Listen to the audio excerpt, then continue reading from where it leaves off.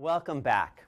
At this point, we've reached a particular interesting juncture in our guided tour of the written Constitution. We've talked about the preamble, how the Constitution was ordained and established by the people. We've talked about Articles 1, 2, and 3, vesting powers in a Congress, in a president, and a judiciary, the legislative, executive, and judicial powers, respectively.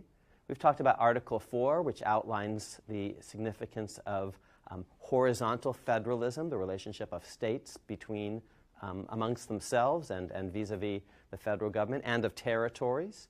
We've talked about Articles 5, 6, and 7, which showcase the idea of the supremacy of the Constitution, how amendments to the Constitution require specially broad democratic consensus in Article 5, how the Constitution is the supreme law of the land, notwithstanding anything that a state might say to the contrary, or Congress, or the President, or federal courts for that matter, in Article 6. And we've talked about how Article 7 completes the project, mirroring and echoing the preamble, kind of a bookend to the preamble, specifying the particular ways in which we, the people of the United States, via special conventions, did in fact ordain and establish the Constitution, and in ways that we did so that actually originally did not involve all 13 states saying, yes, we do, but originally only 11. 9 would have sufficed for the Constitution to go into effect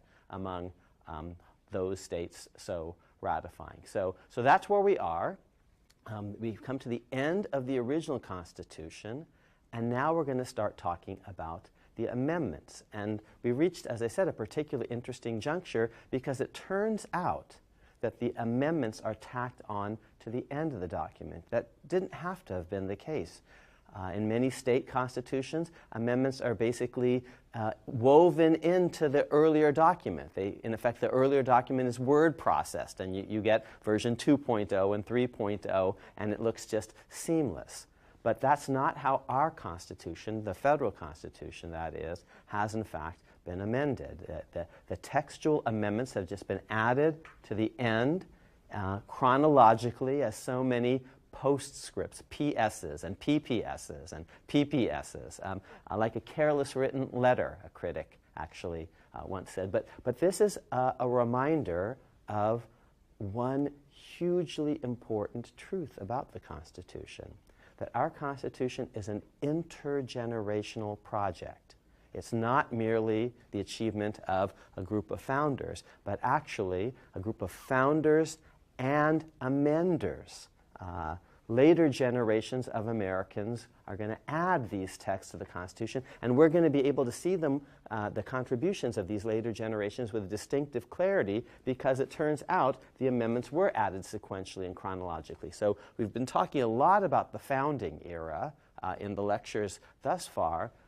The lectures going forward are going to carry us forward in time through a Bill of Rights that actually arose in the founding era and a couple of other early amendments, and then a later spurt of amendments after the Civil War, another burst of amendments at the beginning of the 20th century, a final burst of amendments at in the middle and end of the 20th century. So the juncture that we've reached is one in which we're beginning to close the book on the original Constitution and open the book on the world of constitutional amendment. And this seems a good point to remind us of just the larger constitutional project before I start to talk about the early amendments, which we call the Bill of Rights. That phrase, in fact, is not in the Constitution, and I'll tell you a little bit about the origins of this phrase, the Bill of Rights. But before I talk about Amendments 1 to 10, the first set of amendments, which in the Constitution, in the written Constitution,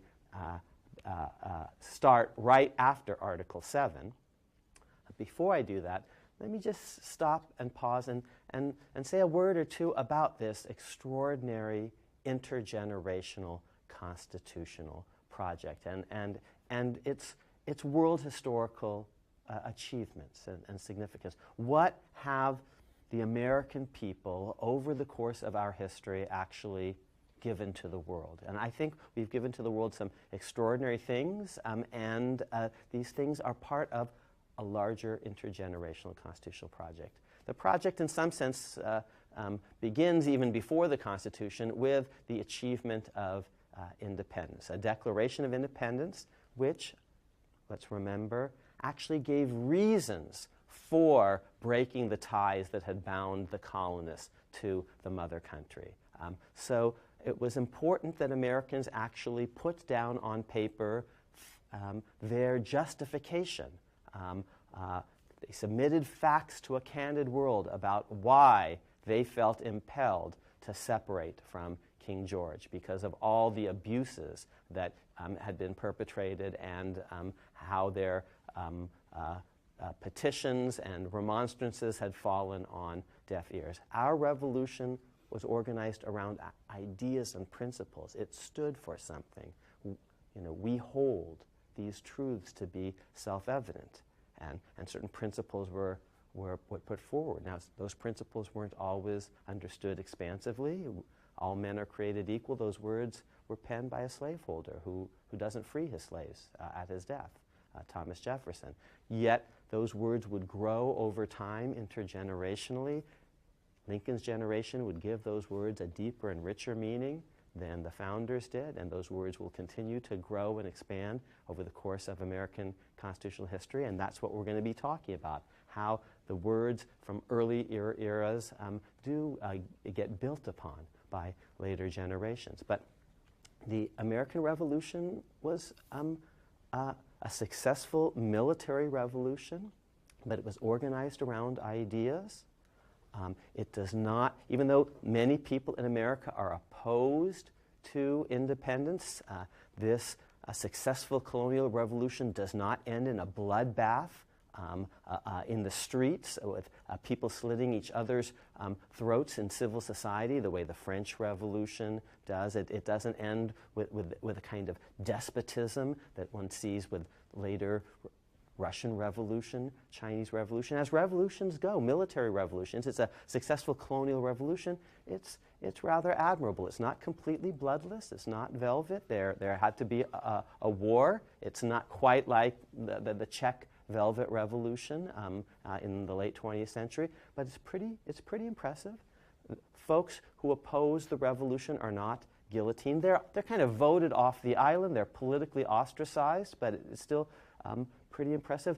There's a military leader who emerges, George Washington, and he gives up military power. He surrenders it. That's not true in most revolutions. These military figures actually hold on to power forever. The Fidel Castros and Ho Chi Minhs and Mao Zedongs and Lenin. So in the history of the world, these Napoleon, the American Revolution is pretty impressive, it seems to me. It's about ideas, and the dissenters are ostracized to some extent, the loyalists, but not guillotined, as will happen in the French Revolution. And this leads to a constitution. So that's the first big kind of American project, modeling for the world a successful colonial revolution that doesn't spiral out of control. And it leads to, and a revolution is a kind of negation, saying no to something. We cast off the English yoke. We reject that, but then we have to build something presumably better. To lay the foundations of a new government that will protect unalienable rights. That's the project, says the Declaration of Independence. It's the right and the duty of a people when they confront a tyrant to throw off the tyranny and erect new governments, to alter and abolish their system to make it better. And the first iteration, the first round of great constitutional reform, very exciting constitutional reform in America, is at the state level. A bunch of state constitutions emerging in 1776 and thereafter, and trying out different ideas. And there's some experimentation, and some state projects work and others don't. The Massachusetts Constitution, for example, in 1780 is put before the electorate, and they say yes, modeling what will become a federal practice in 1788 of getting the entire continent to vote on a constitution. So the first round is state constitutions, and a lot of them are written, and they have bills of rights or declarations of rights, and they map the powers of government, and they try to delimit the powers of government, and some of these state constitutions work fairly well, others less so, and there's a period of democratic experimentation, and then the U.S. Constitution comes along and tries to build on the best practices of the state constitutions. Massachusetts put its constitution to a vote. That was a good idea. We'll do the same. Most states have 3 branches of government. We'll follow that model. Most states have bicameral legislatures, not Pennsylvania. We'll follow that model. Pennsylvania pays its lawmakers. That's a good idea. We'll do the same thing. Pennsylvania and New York provide for a census so that when people move around, the size of and shape of the legislature changes. We should do the same thing. Massachusetts has a strong executive branch. We think that's a good idea. We'll follow its example on that, and New York too, and so on. So the framers are borrowing some of the best practices that have emerged from the state constitutions, and that's the next great step in this epic constitutional project, giving the world an example of a continental democracy voted on up and down a continent by people who had a chance to participate. I argued in the early lectures that was the hinge of human history. It was extraordinary. And that conversation that the Americans had up and down the continent is going to lead to future reforms like a Bill of Rights, which we're going to talk about very soon. So out of that conversation come additional good ideas and new ideas when you get people talking to each other up and down the continent. But we're not done. This intergenerational project is only getting started. It needs to secure this new fledgling nation, its security and geostrategic independence, and this is going to ultimately mean that Louisiana is going to be, that a territory is going to be acquired from France. You kick kind of the old ancien regime, the old monarchies, out of the new world. The most important constitutional decisions in America haven't always been court cases. They've involved presidential actions, like Jefferson acquiring Louisiana. Marbury versus Madison is the same year, 1803. But I don't think it's the most important constitutional decision of all time. It's not even the most important constitutional decision of 1803. It's the Louisiana Purchase. Remember, Marbury versus Madison says courts can strike down acts of Congress that they think are unconstitutional, but courts don't do that very often. That's the only time John Marshall does it. That's the only time actually judicial review actually occurs at the Supreme Court level of vis-a-vis an act of Congress for the entire antebellum period, for the entire period before 1850. And so judicial review is going to become important later on, but Marbury in context isn't so important. It's the Louisiana Purchase, which doubles the size of the United States, and now here's the next big constitutional project, taking all this virgin territory and turning these territories into republican states that will be admitted on equal footing, on equal terms with the old states. We're not going to colonize over these new lands. And that's an extraordinary project, a sort of an anti-colonial project. We're going to take an entire continent eventually and basically working our way from the eastern seaboard. We're going to work our way all the way to the Pacific Ocean, take these territories, and eventually turn them into states. It's a great, epic project. It can be criticized. There are losers in this project. The Native Americans are the big losers in this project of manifest destiny and the Monroe Doctrine. But we create, at the end of this, and it's an epic constitutional achievement, and it takes time to do, we create a continental republic of equal states, where no state gets to lord over other states. Lincoln's project, you will recall, is unifying the nation not just north and south, resisting unilateral secession, but east and west through a transcontinental railroad. It's an epic constitutional project. It will succeed in creating a great superpower. The next great constitutional project, ending slavery. Remember, the framers compromised with slavery. They created a house divided. They were lucky, we were just lucky, that this Western territory wasn't all slavery. It could have been. Nothing in the Constitution prevented that. Fortunately, the Indians were defeated in the north in Ohio before they were early on, and so lots of settlement occurred actually in the northwest before it occurred in the southwest, and the path of expansion didn't result in all the territories being slave territory, as might have happened. And then, boy, American history would be very different, but it didn't quite happen that way, and but it was still a house divided. It wasn't all slavery, but it wasn't all free, this western land, and eventually a war will come. We're going to talk about that a lot in later lectures, because slavery in the territories was just sort of left an open question.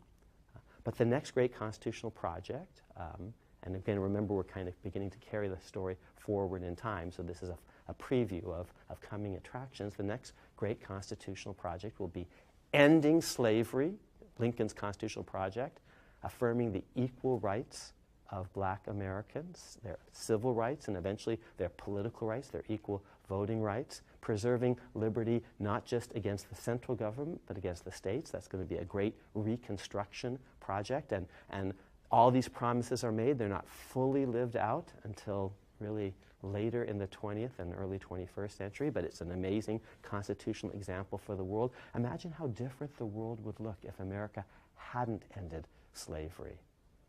And then Hitler comes along with his principles of Aryan supremacy, and he reintroduces slavery onto the continent of Europe.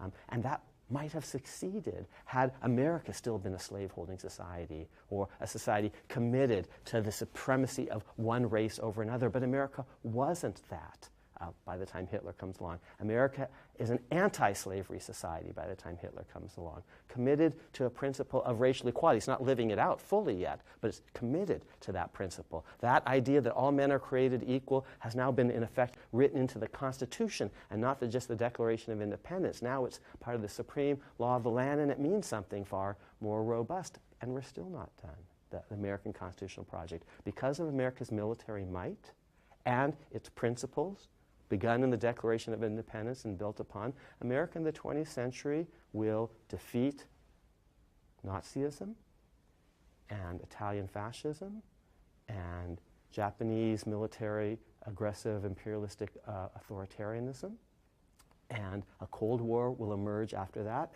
and our vision will basically thwart Soviet communism, and in the process, we will begin to rebuild the world in our image, a Marshall Plan rebuilding Western Europe, taking Japan and rebuilding it as a more tolerant, democratic, open society, and Germany too.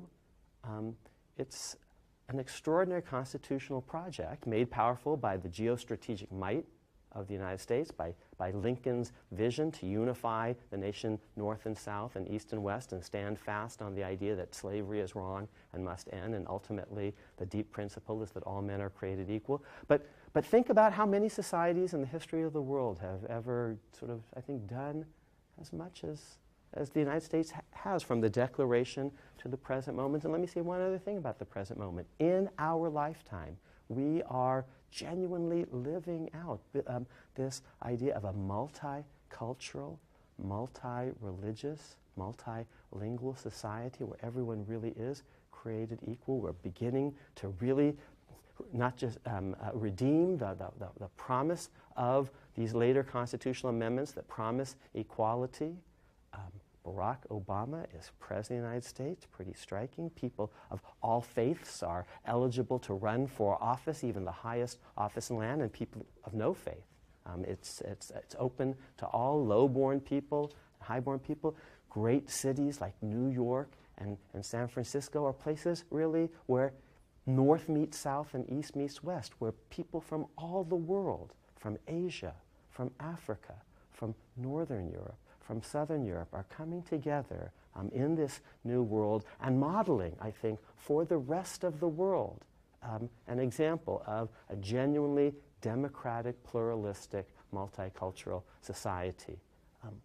It began with the Declaration of Independence. It traveled through the Constitution and the War of 1812, the sort of re-securing independence and the Louisiana Purchase and the democratization of and republicanization of the West, the ending of slavery, the rebuilding of the house divided, the extraordinary world achievements of America in World War II and the Cold War, basically vindicating our fundamental values against those of intolerance and repression in the Ancien regime, and that story continues.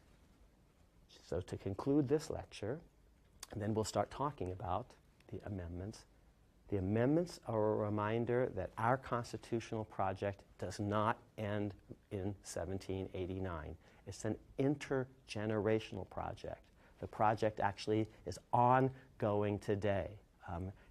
The Big Bang, if you will, of the founding, which created these amazing reverberations, a certain democratic momentum for America and the world, we're still feeling all of that. And what we're going to do for the rest of this segment of the course, as we work through the rest of the Constitution after Article 7, is carry our story forward in time, through a Bill of Rights, through the Jeffersonian era, and then Lincoln's generation, and then the progressive era of the early 20th century, the 1960s amendments, the Second Reconstruction, and up to the present. So stay tuned.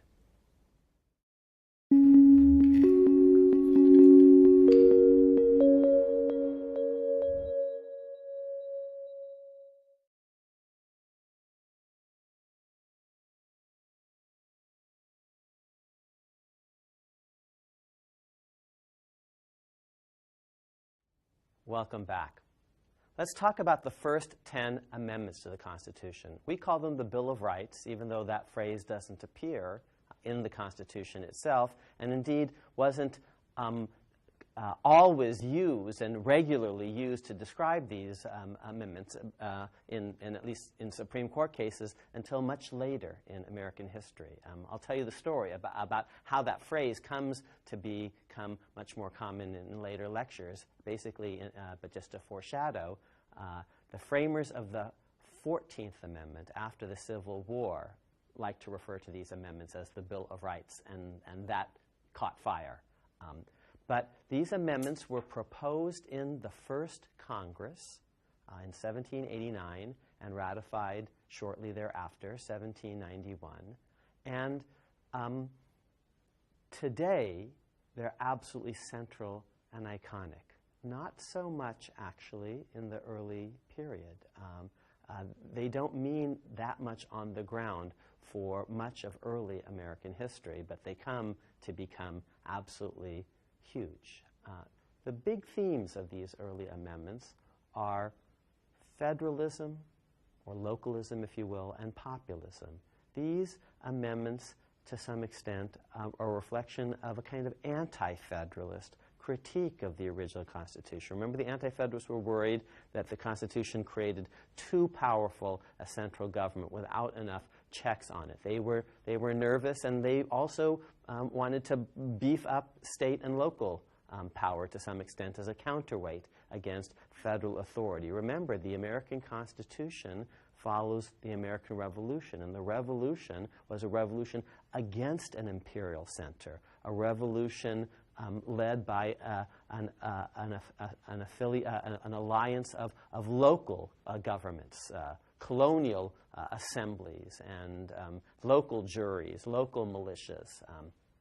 And the Constitution was proposing this vast, powerful federal government, continental government, the likes of which supposedly Democratic or Republican central government, the likes of which really hadn't been seen in world history, and anti-federalists were worried, and they said that during the ratification convention, and the Bill of Rights that emerges to some degree is a reflection of their concerns. It begins with the words, "Congress shall make no law of a certain sort," that is, laws restricting free expression and religious freedom. So it begins, "Congress shall make no law of a certain sort," ends with a 10th Amendment affirming basically states' rights and the idea of limited federal power. All of these amendments limit the federal government and only the federal government because the Anti-Federalists were nervous about the federal government. Now, James Madison, who proposes these amendments in the first Congress, he actually thinks that states need to be restricted too. He proposes an amendment that no state should abridge free speech or free press or religious freedom, but actually Congress doesn't go along with that. The Senate basically nixes that idea. The Senate is, remember, controlled by people elected by state legislatures. It's a bastion of states' rights to some extent. And so Madison thinks we need a Bill of Rights against the local governments as well as against the center. And I think ultimately history has proved Madison right on that, but we don't really get that second Bill of Rights, that Bill of Rights against the central state governments and local governments until after the Civil War. So our Bill of Rights begins, Congress shall make no law, and only after the Civil War do we get the Madisonian supplement, no state shall abridge certain fundamental rights. The localism idea, you see it in the First Amendment. Congress can't pass laws. Congress can't establish a national church, but actually states can have established churches, and some did. And not only can Congress not establish a national church, Congress can't disestablish state churches. That would be a congressional law respecting, on the topic of, in reference to an establishment of religion, and Congress simply has to butt out of that, leave it up to states, local option. It's a states' rights provision to some extent. The very words, Congress shall make no law, is really a recognition that there's no enumerated power over certain domains. Congress just has to butt out of certain areas. The First Amendment has a federalism component. The Second Amendment is about protecting, to some extent, state militias against a central standing army. There's anxiety about an army, and suppose it becomes a military dictatorship. Well, local militias could resist if there's a national military coup of sorts, just as local militias had arrayed themselves against the King's Men in places like Lexington and Concord and Bunkers Hill. So that's a localist amendment. The the militia idea is a local idea. I was getting ahead of myself. So is the jury idea, which you see in a bunch of other amendments. Juries are local bodies resisting, to some extent, or counterbalancing national judges. The 10th Amendment is another localist idea, enumerated federal powers and other things reserved to the states or to the people. The 9th Amendment is a recognition that, again, at least in part, the federal government is a government of enumerated powers, and we don't want those powers to be over broadly construed. So localism is an important theme of these early amendments, and so is populism. The phrase "the people" appears in the First Amendment, the right of people to petition and assemble. The Second Amendment, the right of the people to keep and bear arms. The Fourth Amendment, the Ninth Amendment, the 10th Amendment. The people, the people, the people, the people, the people. Why that phrase? Because remember where the Bill of Rights, in effect, is coming from.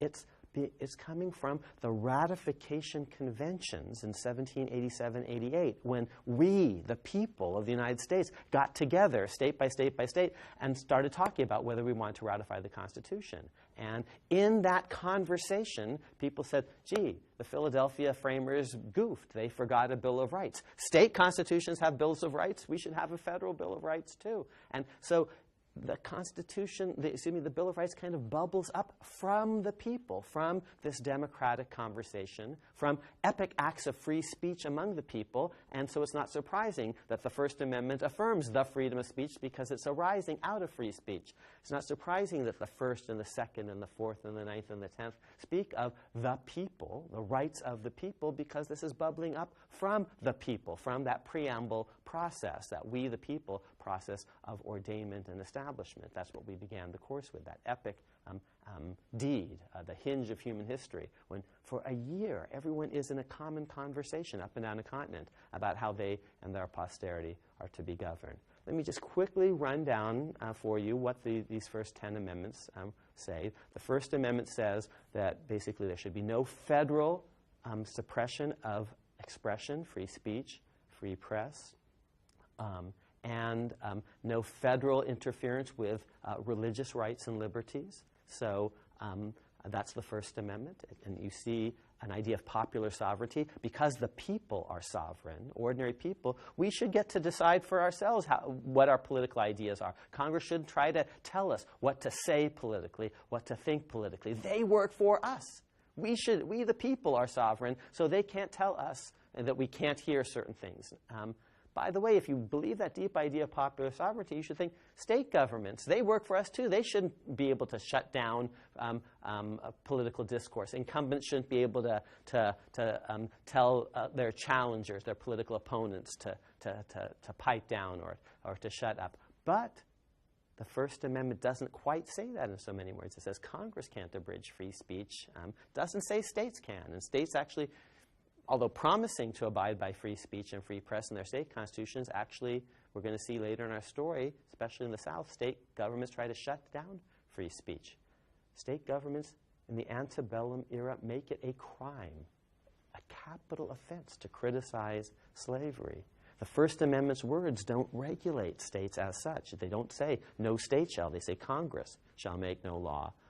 But after the Civil War, there's going to be an explicit amendment saying no state shall violate fundamental rights, including rights of free speech and free press. You might think that principle was implicit in the basic structure of a republican form of government in every state, a system of free and fair elections, but the Bill of Rights doesn't say so in so many words. It's to some extent a states' rights anti-federalist document. The Second Amendment, populism and federalism, local militias keeping check on a federal army just to make sure that it doesn't tyrannize over us. We want to, the right of the people is paramount here. We don't want basically governments to be who has the guns, who has the power.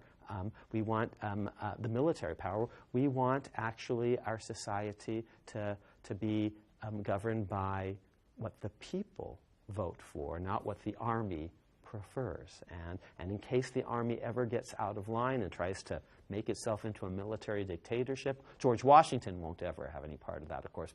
We're pretty sure about that, but what happens after him? Well, state militias are going to be watchdogs. So populism and federalism here. Militias are bodies representing the people. They're all of us. They're cross-sectional, and they're organized locally.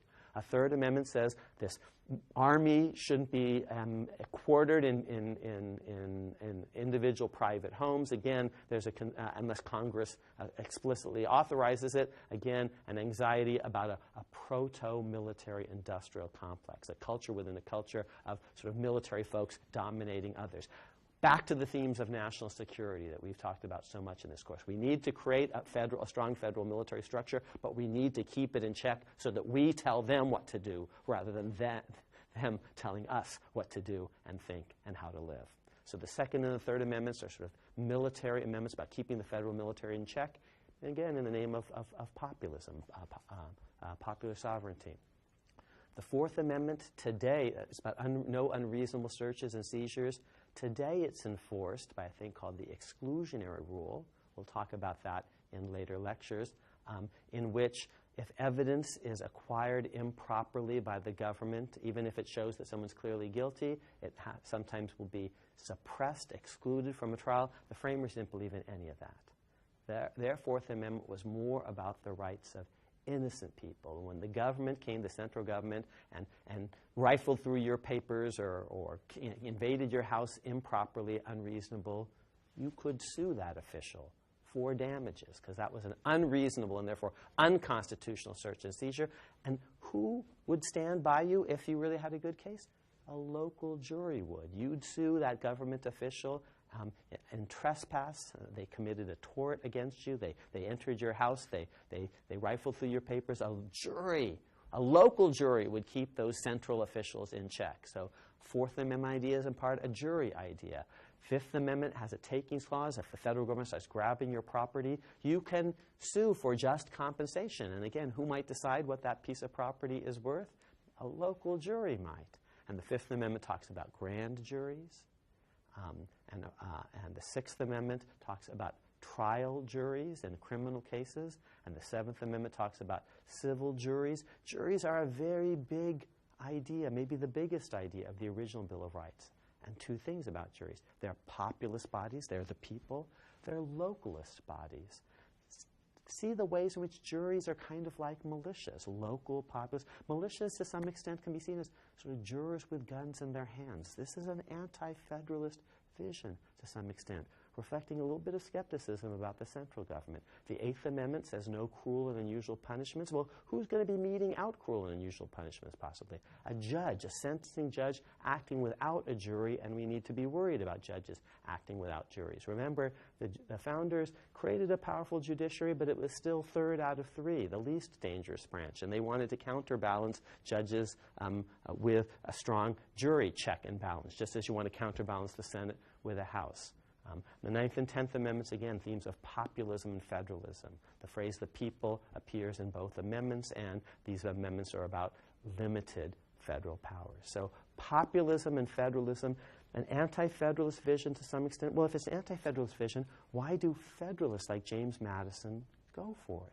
Why is Congress proposing a set of amendments, the first Congress, that begin, at least as ratified, Congress shall make no law? Why would Congress ever limit its own power, you might wonder? Why would the Federalist Madison go for a series of amendments that limit the federal government that he's worked so hard to create? And part of the answer is because the Bill of Rights is part of a national reconciliation project. A bunch of people opposed the Constitution. The Constitution barely passed in a whole bunch of places, and Madison and others want to bring those dissenters on board. And the way you bring them on board is by taking seriously their ideas, seeing if they overlap with yours at all, if you can find some common ground. He wants to bring loyal Americans, American patriots, who voted for the Constitution but were skeptical, or who voted against the Constitution, on board. He wants them to feel part of the project. He wants North Carolina to ratify the Constitution. Remember, it hasn't yet when the first Congress meets. And geostrategically, you want North Carolina. He wants Rhode Island to ratify the Constitution. And this is a face-saving measure. You say to North Carolinians, to Rhode Island people, you say you oppose the Constitution because there's no Bill of Rights? Okay, well, now here's some amendments of the sort that you want. Now will you come in? And you can come in on face-saving terms. Madison also needed to get elected to Congress, and he wasn't going to get elected unless he actually promised his constituents that he would rethink and propose a Bill of Rights, that maybe he had made a mistake in opposing a Bill of Rights in Philadelphia, and that in principle he wasn't opposed to it. He needed to tell his constituents that in order to get elected to Congress, and he wants to get reelected, and if he doesn't keep his campaign promises, they're going to send him packing, and other Congress people understand that too. And if they don't themselves propose some amendments, well, remember, Article 5 says if Congress tries to bottle up amendments that limit Congress's power, there's another way of proposing constitutional amendments. You can have a new convention called.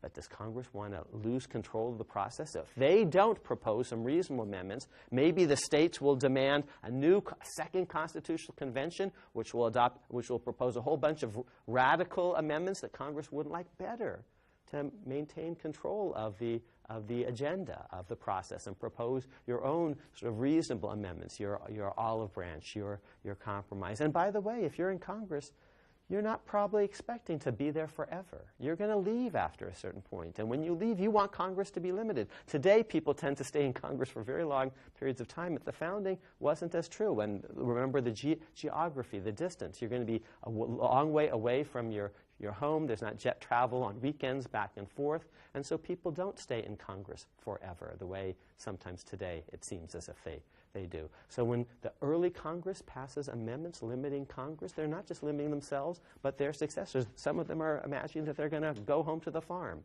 So that's the early amendments. As I said, they're not going to mean very much on the ground for a good long time. The first time the United States Supreme Court holds an act of Congress unconstitutional as a violation of the First Amendment, 1965. And it's not as if Congress hasn't violated the First Amendment before that. John Adams is going to sign his name to the Alien Sedition Acts that make it a crime to criticize the federal government, a crime to criticize the president, notwithstanding what the First Amendment said. Within a decade, you're going to have a repressive congressional law, and courts actually don't enforce the First Amendment vigorously. And in World War I, again, people are put in prison for criticizing the federal government. Eugene Debs, the guy who gets 1 million votes for president, is put in prison for basically saying it's a crummy war and we shouldn't be in it.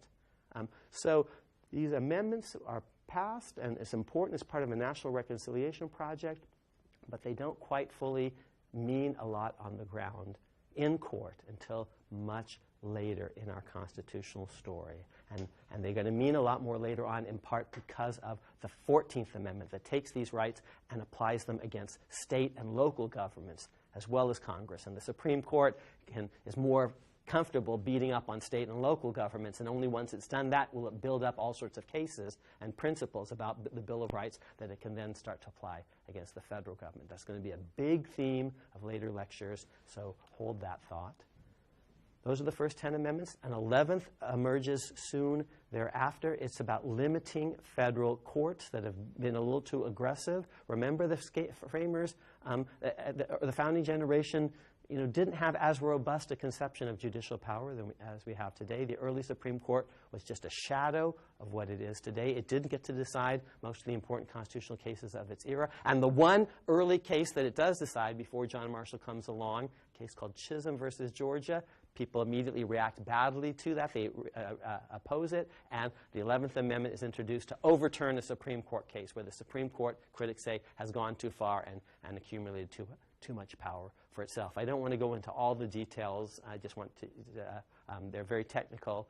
If you want, there's lots more information in the book about them, but for now, just see how it fits our larger story of skepticism of federal power and even judicial power. Remember, a lot of the amendments in the Constitution are limiting judges and judicial excesses by providing for juries and rights of criminal defendants, against double jeopardy and compelled self-incrimination, and against secret trials and the like. Trials have to be public and speedy, and all sorts of restrictions on judges in the Bill of Rights. I want to end this discussion of the early amendments with the 12th Amendment, which turns out to be a rather important one. Here's what you need to remember about the founding presidency. It wasn't designed with political parties in mind. Washington stands above party. Every elector votes for him for president the first time around, and then again the second time around. But when he leaves the scene, you actually have contests for the presidency and the emergence of early political parties. So as soon as Washington leaves the scene, remember he's sort of preeminent, you have the next set of founders, the great men of the American Revolution, coming forward. Washington stood head and shoulders, in some cases literally above everyone else. But when he leaves, when he says, I don't want to be president for life, actually a republic should be bigger than one man, when he leaves in ways that Ho Chi Minh never does, and Fidel never does, and Mao never does, but he leaves the scene, even though he could have been reelected. The two men who were the next sort of most prominent in the American Revolution, Adams and Jefferson, come to the fore, and they run against each other in 1796. We're about to get to the picture here. Remember, every chapter has a picture, and if you understand the picture, you understand a lot about the chapter. They run against each other in 1796, and Adams wins. Jefferson comes in second, and therefore becomes vice president. Under the founding system, if you come in second for the presidency, you're vice president.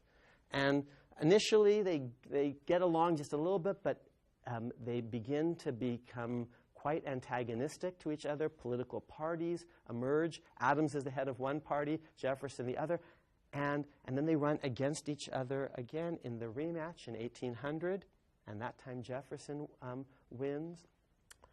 And in the wake of these sharply contested elections, Americans realize they need to change the rules of the Electoral College. Because the Electoral College can permit, basically, people who really hate each other from being president and vice president together. And that's just not a very stable system. That's like an assassination incentive.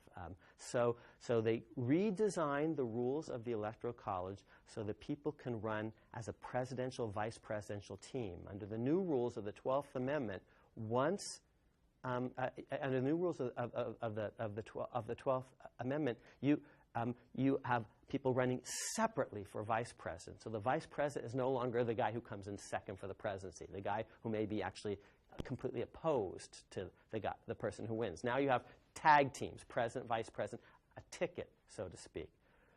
The 12th Amendment, in other words, is designed to facilitate political parties, mass mobilization, in a word, democracy. It's designed to actually make the world safe for a kind of Jefferson's democratic vision. And so it fits our story of populism. It's about actually encouraging energetic elections and broad political participation. But it's one other thing as well. So Jefferson very much is a small d Democrat. And he's about national security. He's going to acquire Louisiana. So he fits with our story of national security and democracy. But he's also pro-slavery. He talks an anti-slavery game, but he doesn't free his slaves. He pursues pro-slavery policies. And here's what I want you to notice about these two elections. It's North against South both times. That's the dividing line in America. The dividing line in America is not big states against small states. It's North against South. And some people say, oh, the Electoral College prohibits regional candidates. No, these are regional alignments both times. The Southerner, Jefferson, wins the South both times. The Northerner, Adams, wins the North both times. What's the swing state? New York, in effect, is where North meets South. Today, it's Ohio. Those days, it was New York, which was a slave state. New York, in the first election, votes for Adams. In the second, thanks to Aaron Burr, votes for Thomas Jefferson. So he wins. It's North against South. But here's what you need to notice. That not only is it America divided North against South, but the South, Jefferson's base, his slaveholding base, gets extra electoral votes because of slavery, the 3/5 clause. Adams understands, and all of his supporters understand, that without those extra electoral votes in 1800, he would have won even the election of 1800. Thomas Jefferson is riding into the executive mansion on the backs of his slaves. The Electoral College is a pro-slavery institution, and it has some flaws, and they modify them with the 12th Amendment, but they don't fix the pro-slavery flaw. They build that, they continue to perpetuate that pro-slavery flaw, that 3/5, into Article 2, in the Electoral College. So, and here we conclude. Because of the 12th Amendment, we're going to have a pro-slavery presidency. It's more democratic, yes, political parties are okay, but we're going to move from Jefferson to Jackson. Very pro-slavery. His party is going to dominate. The dominant political party in America is the Democrat Party, and they're the pro-slavery party. They're going to pursue pro-slavery policies. They're going to put pro-slavery people on the Supreme Court, like Roger Taney in the Dred Scott case, and the war will come as a result of it. Here's the ultimate irony. A 12th Amendment designed to privilege Jefferson's party, they call themselves the Republicans, will, many years down the line, in 1860, that these rules about the Electoral College, which are designed basically to prop up Jefferson's Republican Party, will end up favoring, which is a pro-slavery party. They later call themselves the Democrats. These rules of the 12th Amendment designed to prop up that party will eventually come to benefit a man named Abraham Lincoln, a very different kind of Republican, an anti-slavery Republican. And when he gets elected as the first openly anti-slavery president in American history, sort of despite the rigging of the game in Article 2 against sort of his worldview, against the Northern worldview, when he comes to power, contesting Dred Scott, which is been handed down by Roger Taney, appointed by Andrew Jackson, sort of a Jeffersonian disciple. When Lincoln comes to power, the 12th Amendment is going to be followed eventually by a 13th Amendment. A pro-slavery 12th Amendment is going to be followed by an emphatically anti-slavery 13th Amendment, because in between, the house divided will fall, there will be a civil war, and in its wake, the Union will be rebuilt. A new house will emerge. That's the story for next week. So I hope I see you then. Bye.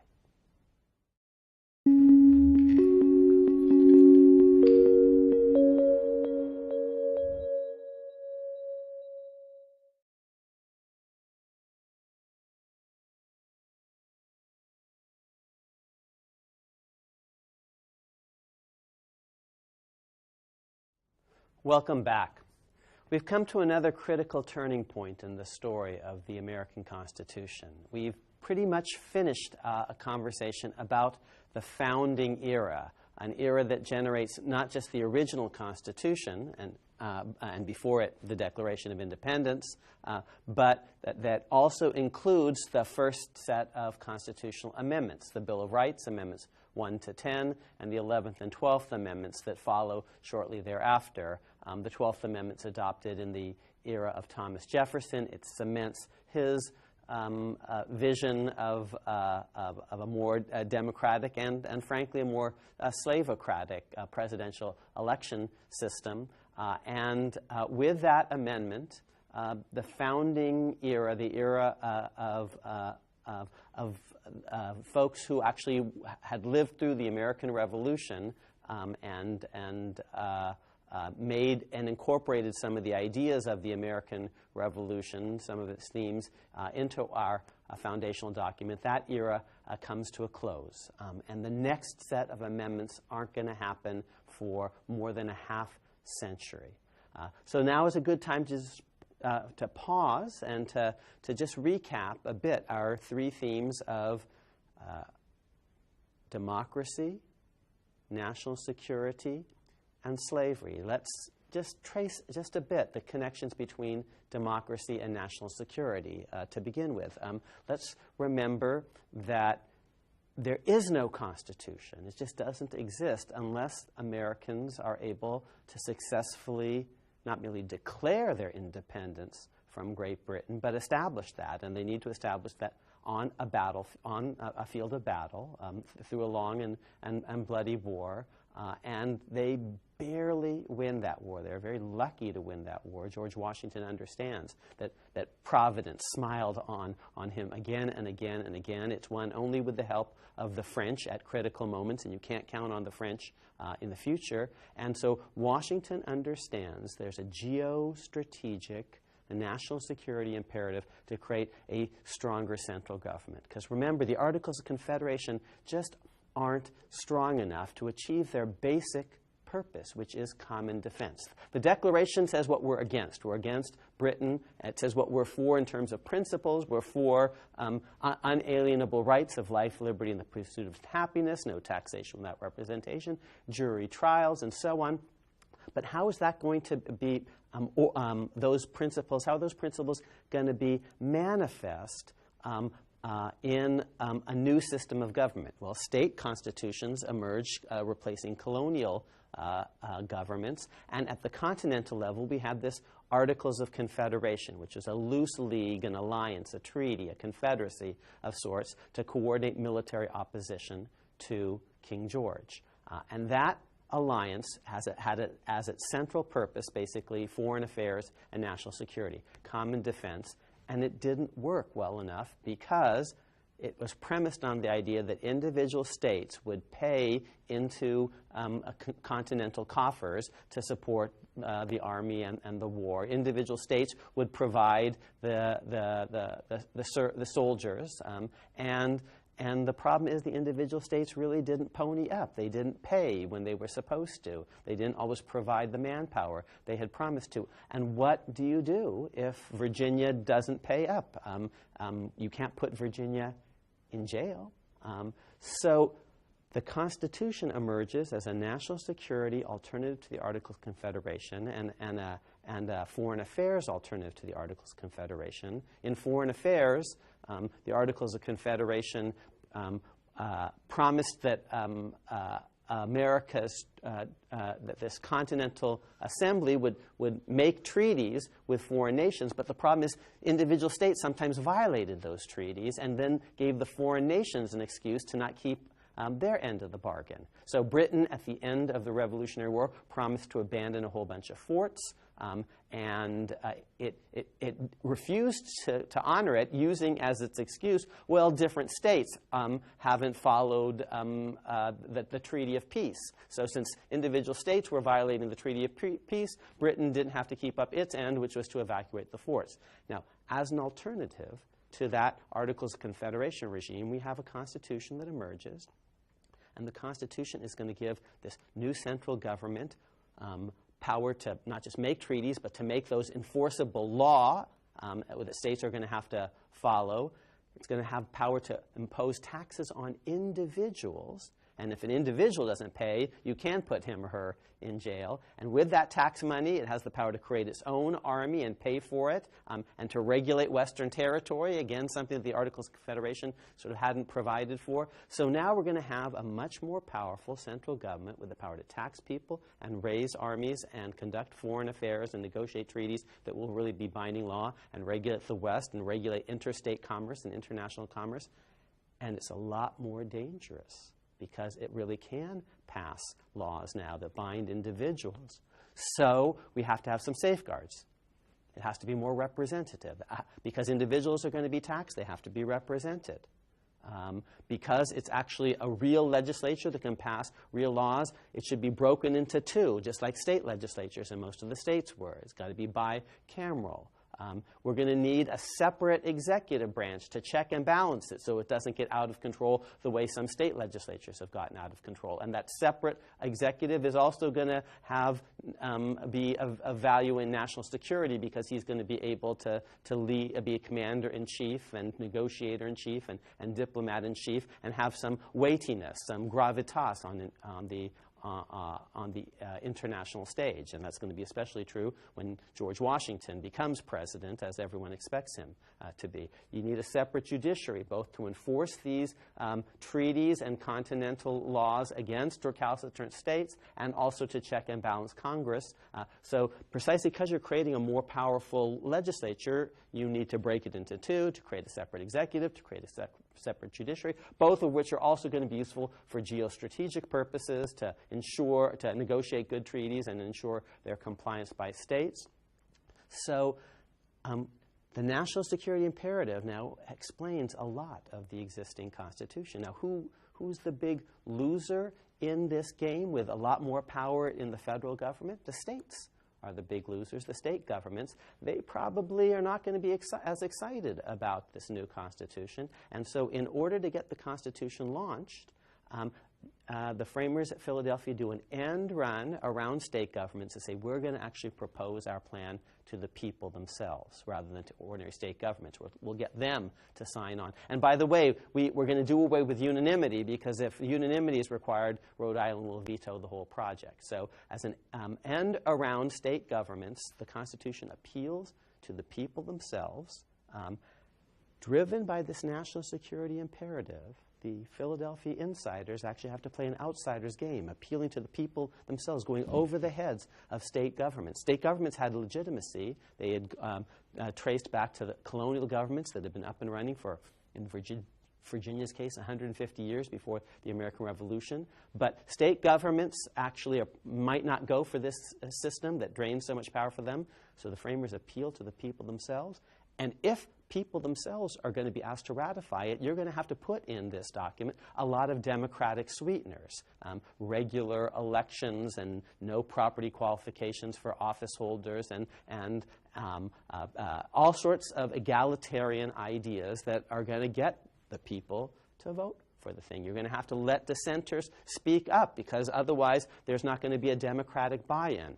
So starting from a simple premise of national security, I think we've traced many of the features of the Constitution: separation of powers, bicameralism, strong executives and judiciaries, the very idea of popular ratification, which in turn is going to require all sorts of other democratic sweeteners, and of course leads to that ratification process a Bill of Rights. Because the first thing that people say when they're asked about the Constitution is, what about the rights? Precisely because we're creating a much more powerful central government, we want a Bill of Rights limiting it, just as bills of rights limit state governments, because this new government is a lot more powerful than the Articles of Confederation. Maybe you didn't need a Bill of Rights under the Articles of Confederation, but you do need one against this new government. And when that Bill of Rights is passed, it begins with a promise that Congress won't abridge free speech and free press.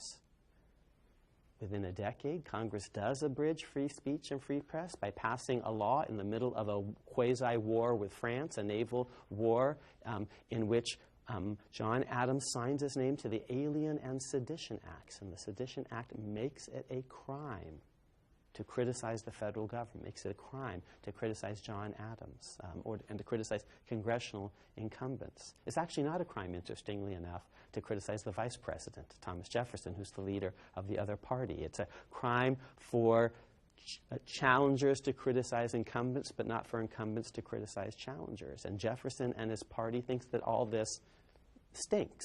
And he mobilizes his folks in the election of 1800 and beats John Adams in the rematch. And when he comes into power, his party constitutionalizes their interest in a 12th Amendment that, as we saw, is pro-democratic in certain ways. It makes for a more democratic, popularly accountable, plebiscitarian, party-based, partisan presidency. So in that way, it actually is encouraging American democracy, which is being channeled through the party system, but it's also more pro-slavery because it entrenches the 3/5 clause compromise that's built into the Electoral College. So we started from a simple premise of national security, and we've deduced a lot of the Constitution from that simple premise. And we bring the founding era to a close with the 12th Amendment, and we see in play the themes of democracy and national security and the theme of slavery, actually, also, especially with the 12th Amendment. Now, that system, the founder system, will eventually fail.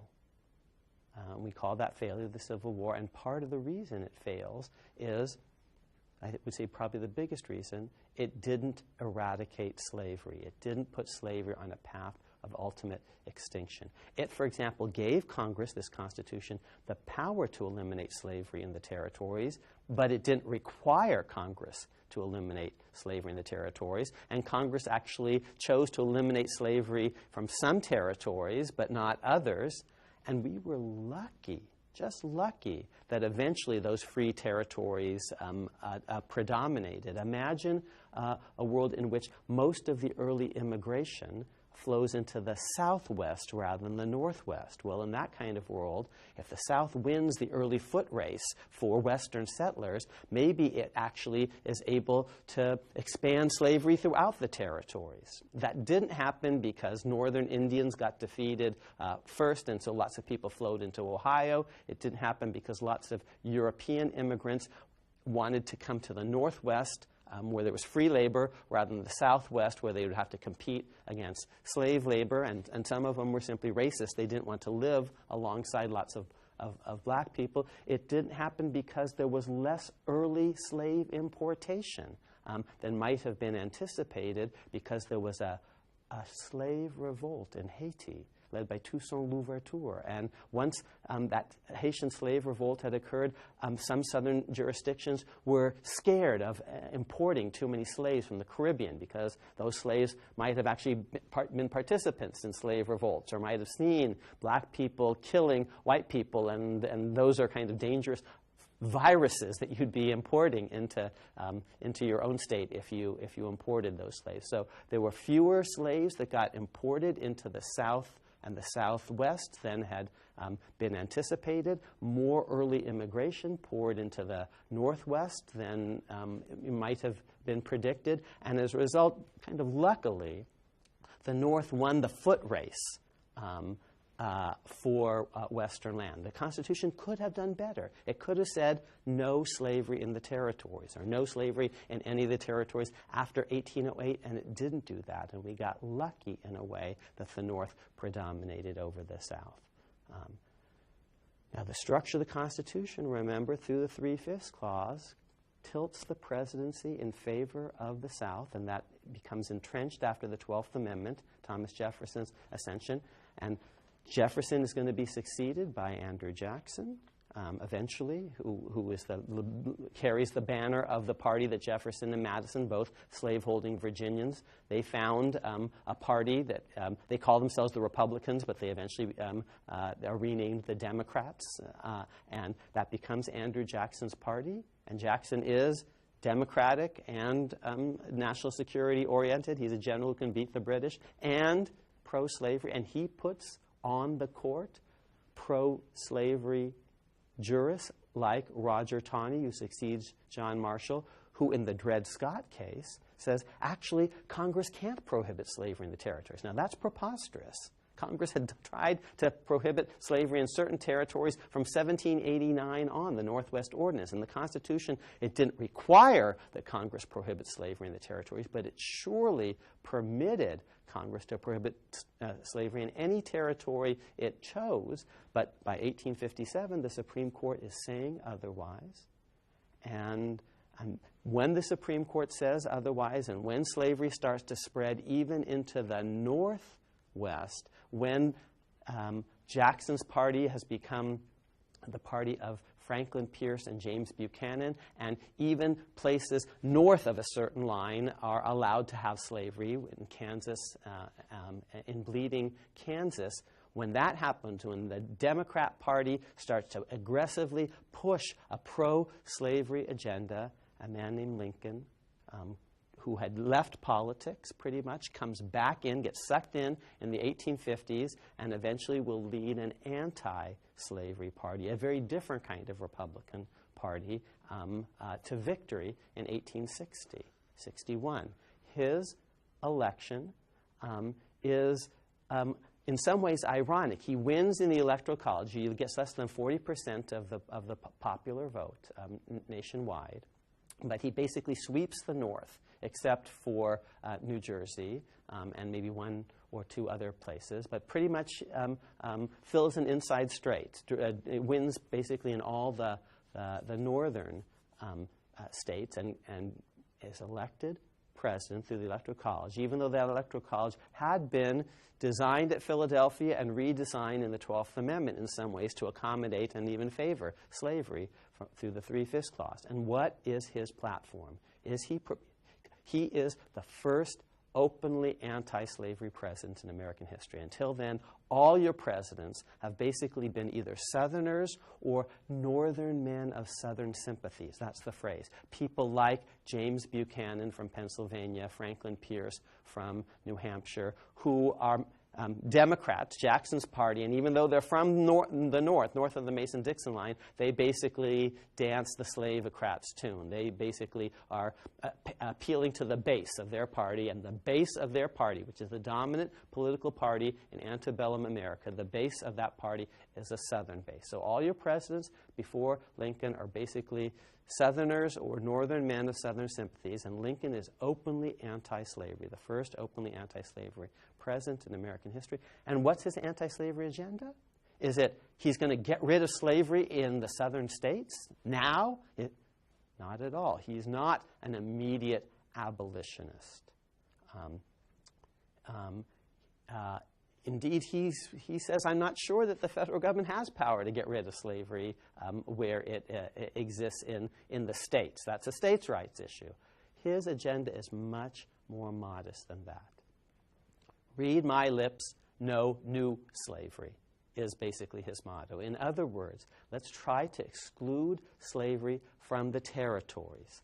And let's get more, and the territories, if we exclude slavery, which Dred Scott says, you see, you can't do. Dred Scott has proclaimed Lincoln's party's platform basically unconstitutional. Dred Scott has said preposterously in 1857 that slavery must be allowed into the territories. Lincoln's party, the Republican Party, says no slavery in the territories, and we will thereby put slavery, this is Lincoln's phrase, on a path of ultimate extinction. Eventually, these free territories will join the Union on equal footing as free states, and eventually now the free states will outnumber the slave states, and eventually slavery, instead of expanding, will begin to contract. And I think the hope is eventually states on the border will gradually eliminate slavery, as many northern states had already done, and maybe the federal government could give some sweeteners to the remaining states, saying if you get rid of slavery, we'll compensate you for the financial dislocation. So that's Lincoln's plan. It's a 100-year plan. He announces in the 1850s, he says, if you adopt my plan, I think we can get rid of slavery in 100 years or more. So it's not an immediate emancipation, immediate abolition in this plan at all. And Lincoln's being realistic because in the places where slavery has been abolished in some of the northern states, places like Pennsylvania, places like New York, New Jersey, the abolition of slavery had been a gradual affair. And even in Connecticut, where they didn't have very many slaves, it took generations to basically get rid of the small amount of slaveholding that exists. And even in New Jersey, it took generations. The basic idea of emancipation state by state was, let's end, in the northern states, let's end slavery as a system without freeing individual slaves. And here's how we can do it. We can say, after July 4th of next year, the legislature will pass a law. After July 4th of next year, everyone who is born to a slave mother will be an indentured servant for 25 years, the first 25 years, and free thereafter. Everyone who's now a slave will die a slave.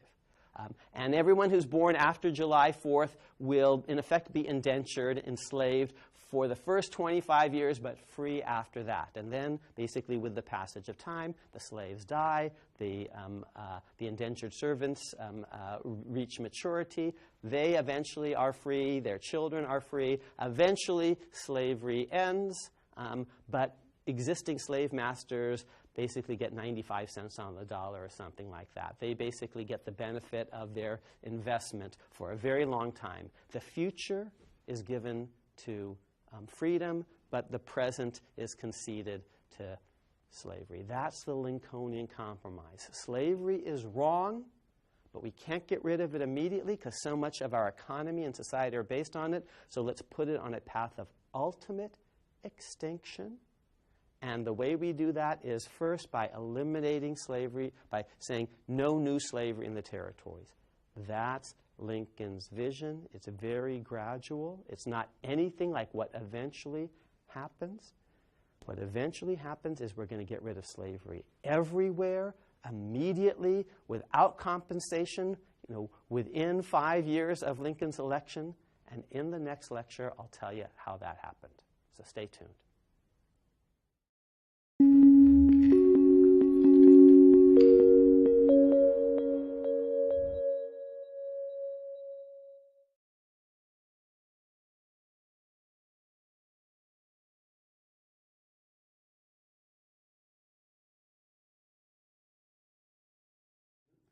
Welcome back.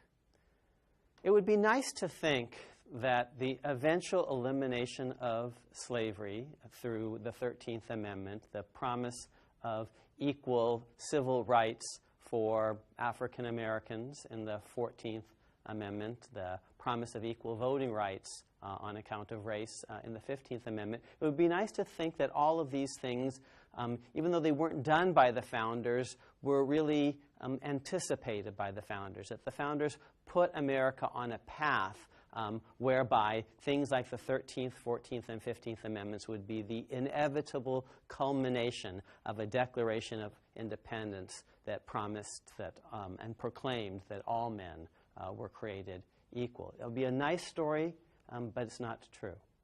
The framers created, alas, a pro-slavery system, a system that actually got worse and worse and worse as time went on and actually collapsed, broke, fell because of the weight of slavery.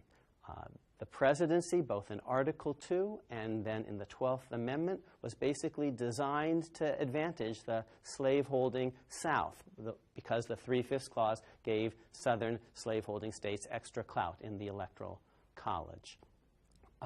The West was open to slavery constitutionally. Congress could prohibit slavery, but wasn't obliged to do so.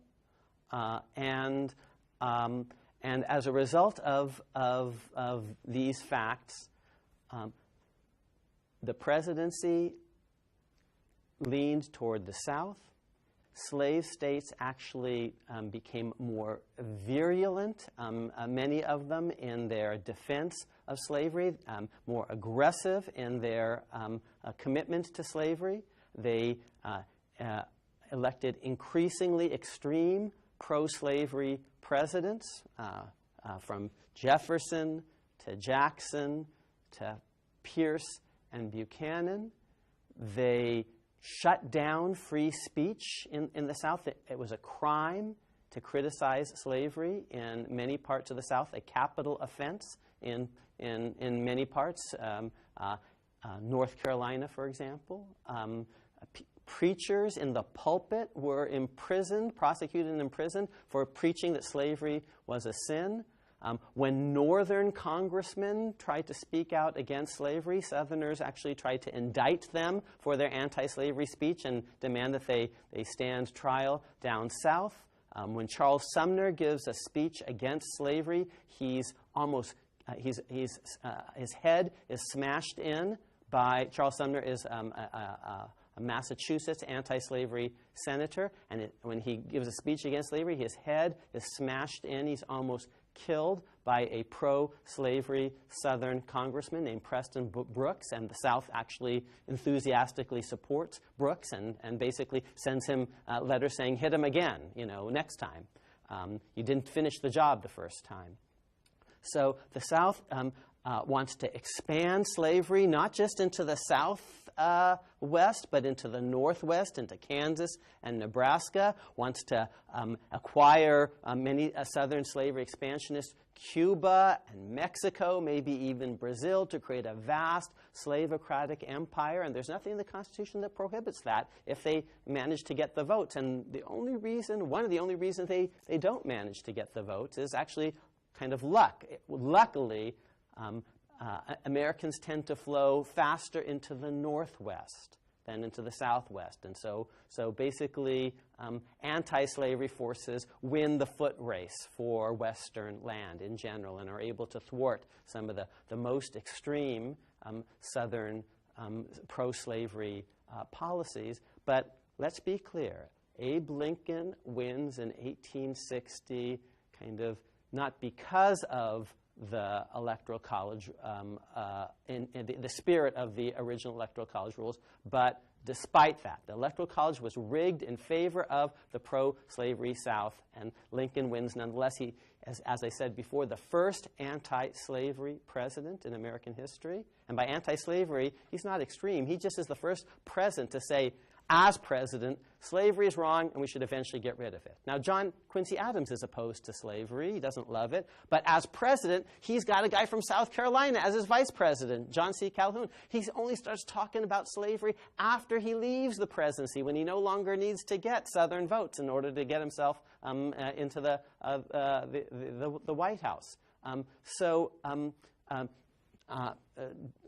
George Washington actually frees his slaves upon his death after he leaves the presidency, but doesn't, as president, ever say, my fellow Americans, we should put slavery on a path of ultimate extinction. I think he does signal that in a way on his deathbed, very kind of quietly. But Lincoln is the first openly anti-slavery president. And in fact, before Lincoln, there's no openly anti-slavery cabinet officer. And as we've seen, the judges, many of them are emphatically pro-slavery, put on the bench by pro-slavery presidents. So the system isn't getting gradually better on slavery thanks to the great wisdom of the framers. It would be nice if that were the story. That's not how it happened. The system is getting worse decade by decade. More slavery, more pro-slavery. Slavery is a cancer that's growing and growing, and you see it in the presidency, and thanks to the Electoral College, and you see it on the court in the Dred Scott case, and you see it in the states when they try to shut down political discourse, and you see it in the West with the Kansas-Nebraska Act and other things that are trying to basically expand slavery into the Northwest. So slavery is this cancer, and Lincoln manages to win despite the built-in headwinds against his anti-slavery vision.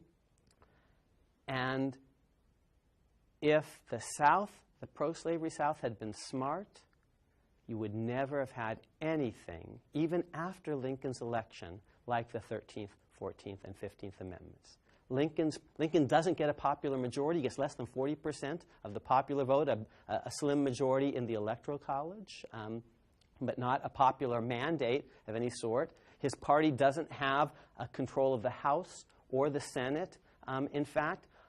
So all the South has to do is just wait him out. They've been winning the game almost every time until Lincoln, and all they have to do is basically just say no to everything that Lincoln proposes, kind of call that like the Mitch McConnell strategy in Obama's first term. All they have to do to Lincoln is just say no, and Lincoln basically is a failed one-term president. He can't really, he's not going to be able to accomplish very much.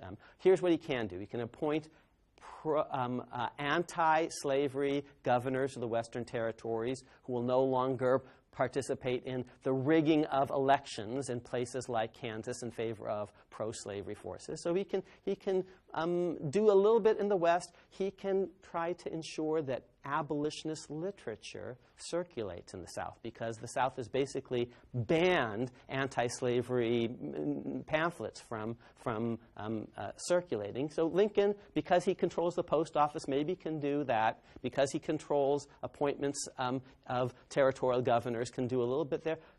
He can try to build a bit of a Republican Party in the South, but boy, it's going to be an uphill battle. Abe Lincoln gets 0 popular votes, not electoral votes, popular votes south of Virginia in 1860, because the South has become such a closed, intolerant society.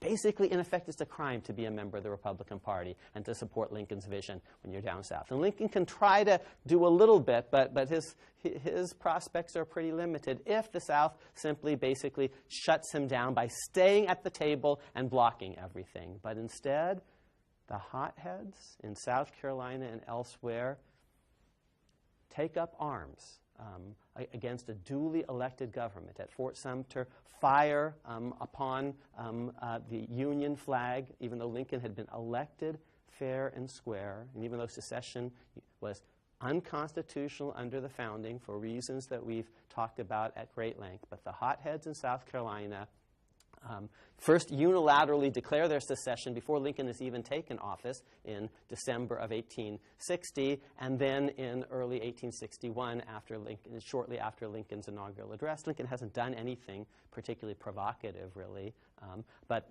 they launch an unprovoked bombardment of Fort Sumter. And as a result of that, their hot-headedness, they bring about something that was utterly unimaginable had they simply played the democratic game. The universal, immediate, uncompensated emancipation of slaves within the next 5 years. And it's just stunning that something like that could happen. Rarely in history have cannons backfired so explosively. So why, in retrospect, were they so dumb? But if they had played the game long term, maybe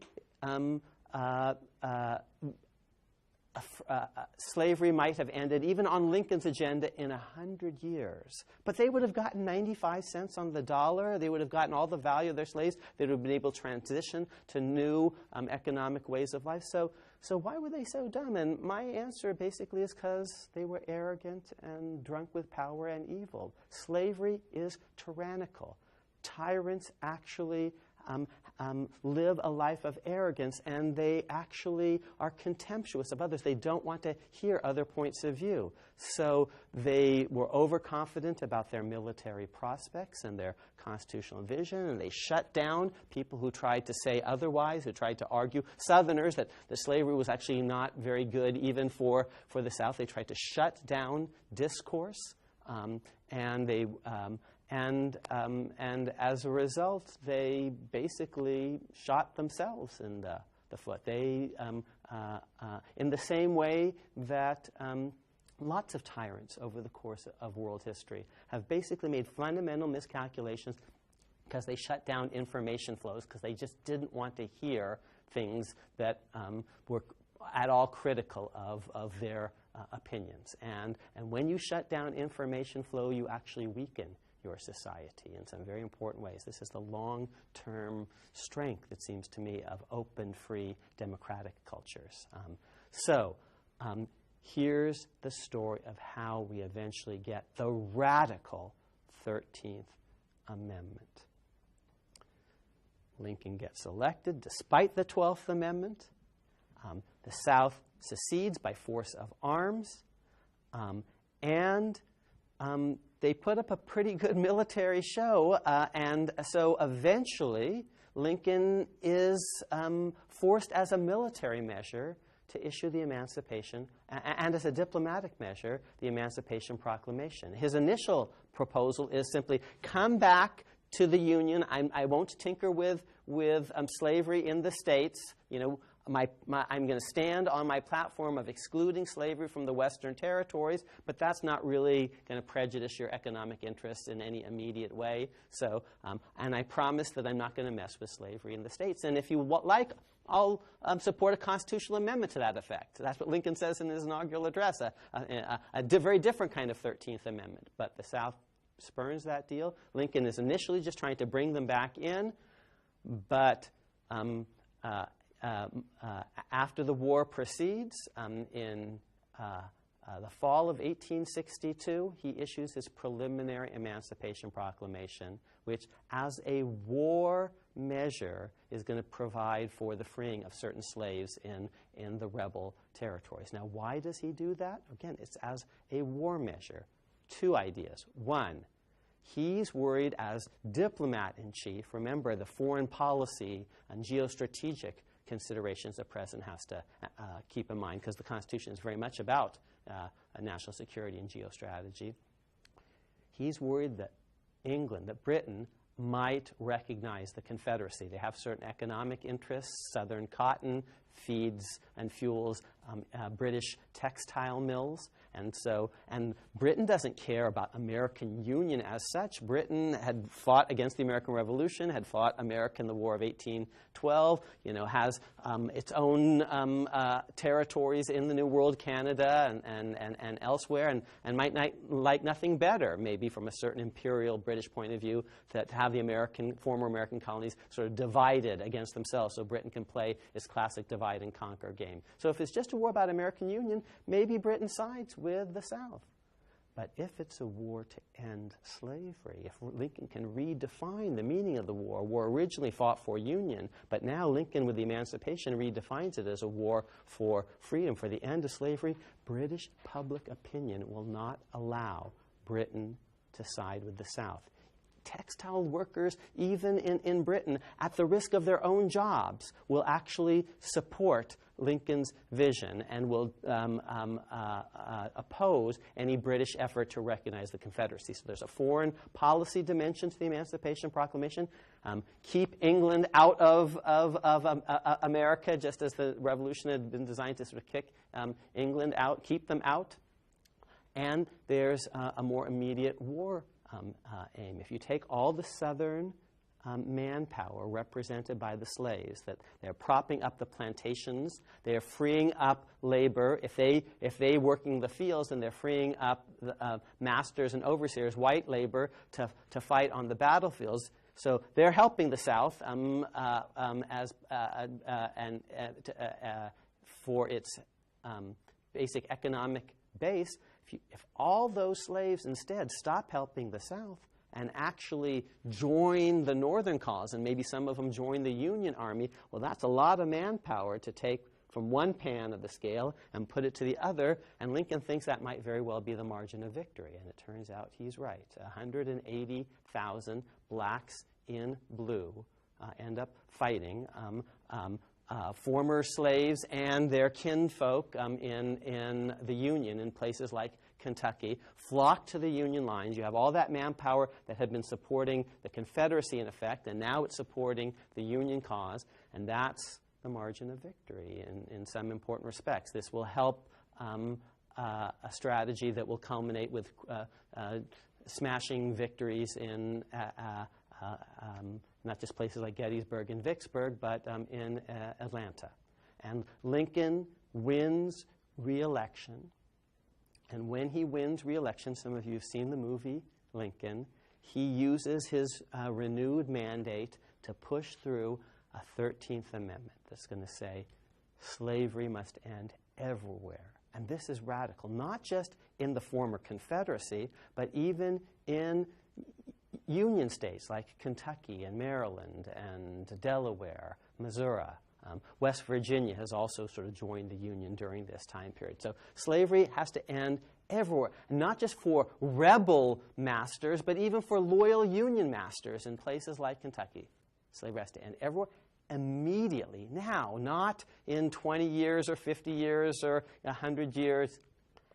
Slavery ends now, immediately, and there's no compensation. And a later provision of the 14th Amendment will actually say it's illegal for a government, state or federal, to compensate the slave masters. So immediate, universal, uncompensated emancipation of a sort that no state had ever adopted before the Civil War. This is a radical moment in American history, made possible only because, actually, the South so overplayed its hand, generating a huge backlash and resulting in the carnage and cataclysm of the Civil War. Without that, you would have never had the 13th Amendment in the form. It was not some gradual fulfillment of the deep spirit of the founders who put America on a proper future course, even though they didn't eliminate slavery themselves. That'd be a nice story to tell, but that's not how it happened. The founders messed up on slavery. They created a pro-slavery system that got worse and worse and worse.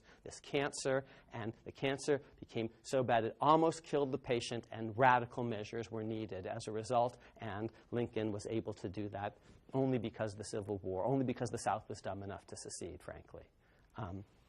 So that's the story of the 13th Amendment, and it ends with, it says, no slavery shall exist anywhere, and that means actually if a private person tries to enslave another individual, governments are obliged to intervene. This is a radical provision. It has no government action requirement. It limits even private parties. It requires government to act to free people from slavery. And there are all sorts of forms of slavery. There's agricultural slavery. There's sexual slavery, compelled prostitution. There's child abuse. Some of the slaves actually were children. There are many different forms of tyranny that we could think about as forms of slavery, and the 13th Amendment prohibits them all in Section 1 and gives Congress sweeping power to enforce that vision in Section 2. Remember, the Bill of Rights, in the afterglow of the American Revolution, began Congress, which was about anxiety about an imperial center. So the American Revolution is localist, and the Bill of Rights that emerges says Congress shall make no law of a certain sort. Enter the 10th Amendment, very states' rights-ish, very anti-federalist. But now the 13th Amendment is going to end with the words, Congress shall have power to enforce this. And by the way, we're going to see that sentence in the 14th Amendment and the 15th Amendment too, because the Civil War is a war in which the good guys are not the state governments, the colonial governments, the seceders, but the central government. And so this new Constitution that's going to emerge after the Civil War, this new constitutional understanding, is going to be far more nationalist. Congress shall make no law. These are going to be amendments that, in fact, limit state institutions and practices like slavery. Well, you might think, okay, once you've gotten rid of slavery, job done, let's move on. And I think Lincoln's party initially might think that, and then they immediately realize that they've miscalculated. Do the math.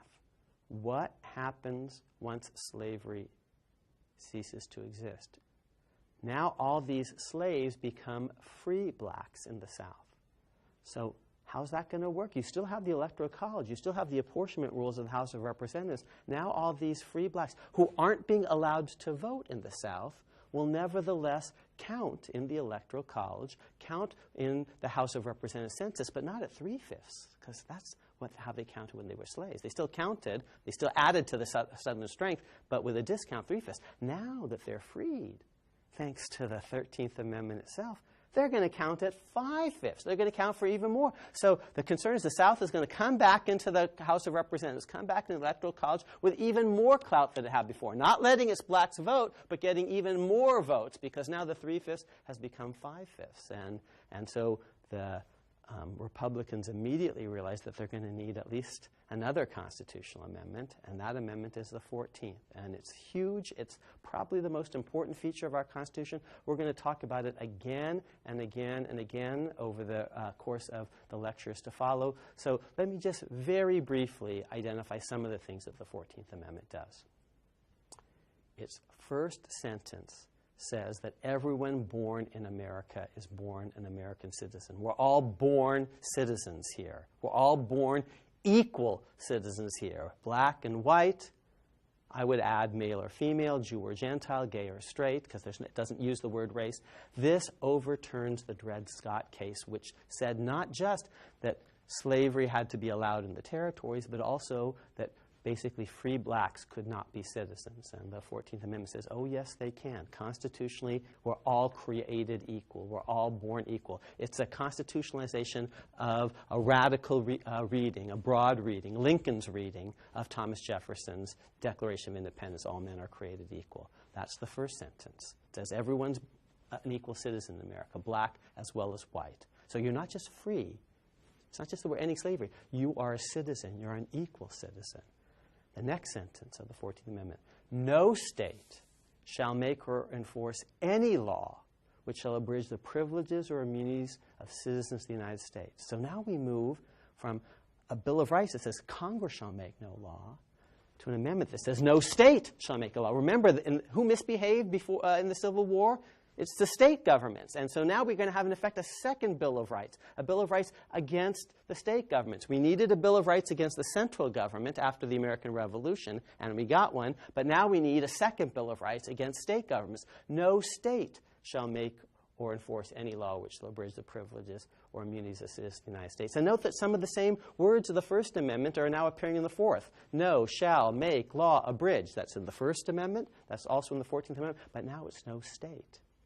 Now, what are these privileges or immunities that no state shall abridge? Fundamental things in America, like the Bill of Rights, like speech and press and petition and assembly and free exercise and a right to be free from unreasonable searches and seizures and due process and jury trials and right of counsel, etc., etc. These fundamental rights, freedoms, privileges, and immunities which had been before being guaranteed thanks to the Bill of Rights against the feds, are now going to be guaranteed against states, because states had misbehaved so badly, had shut down free speech and free press and even preachers in the pulpit, free exercise, and done all these things. And now we need a second Bill of Rights to make sure that they don't do that again.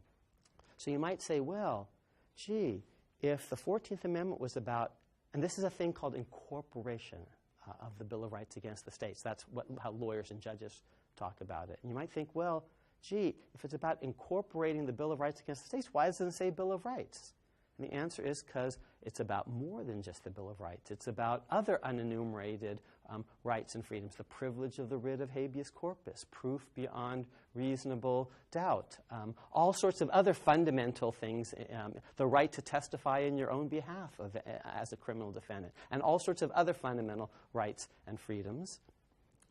So it's about even more than the Bill of Rights. And the phrasing that they used was apt, privileges and immunities of citizens, because, remember, the Constitution doesn't call these early amendments a Bill of Rights. We do today, but that's in large part because the framers of the 14th Amendment called them the Bill of Rights. The founders, not so much.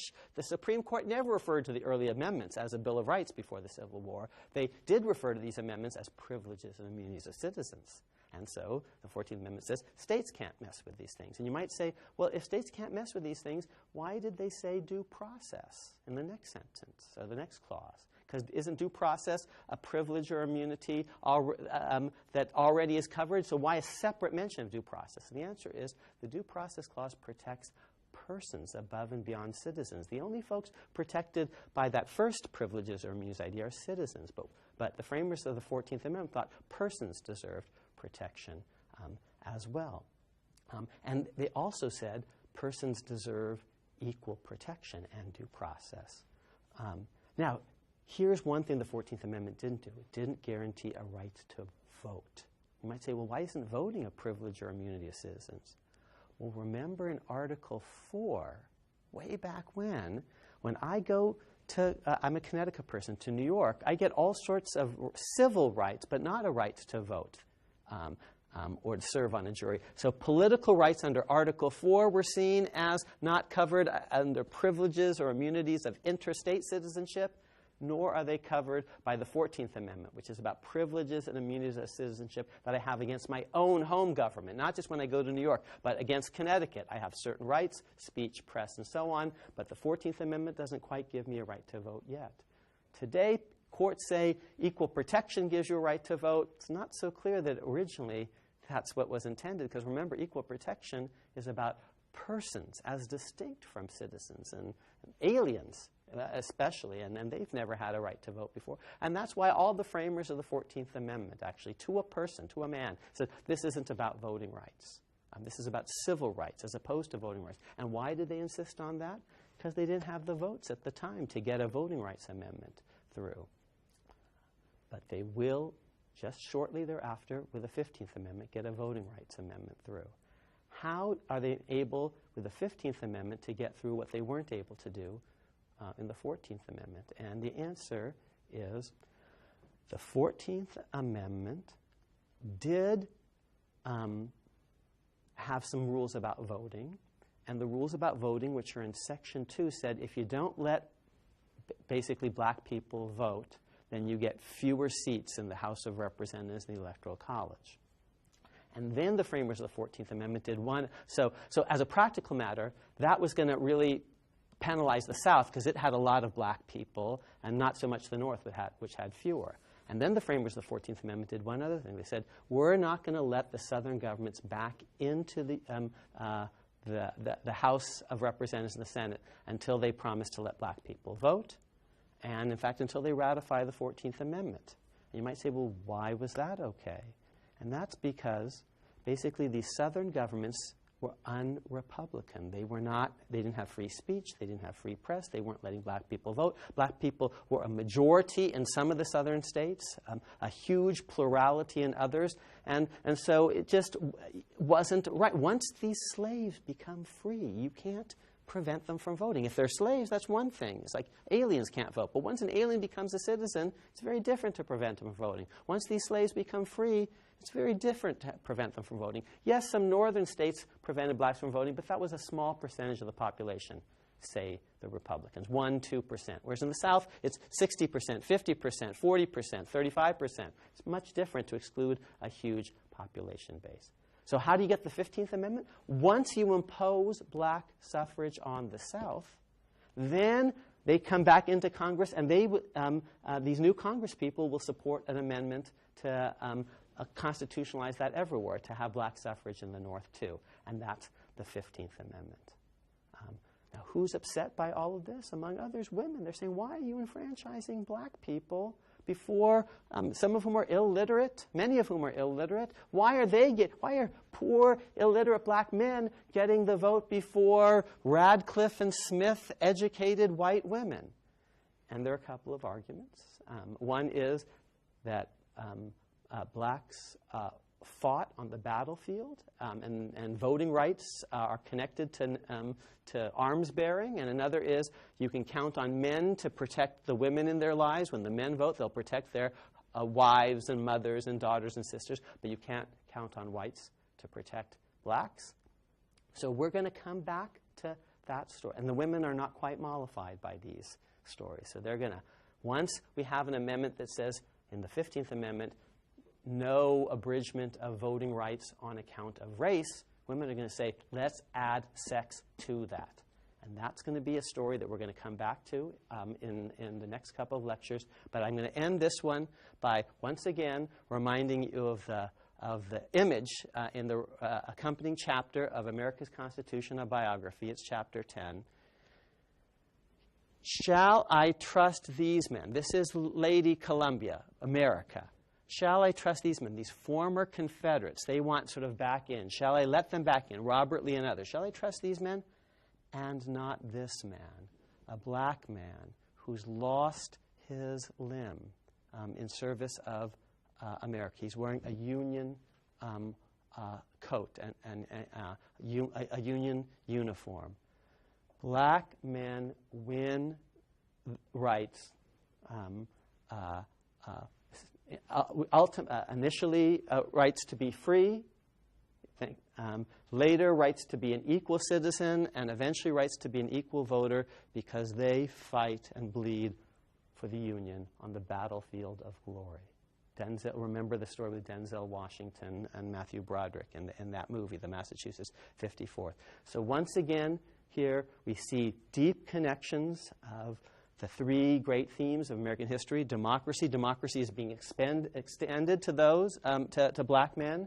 National security, in part because of a war that gives them a chance to shine and show their stuff, their virtue.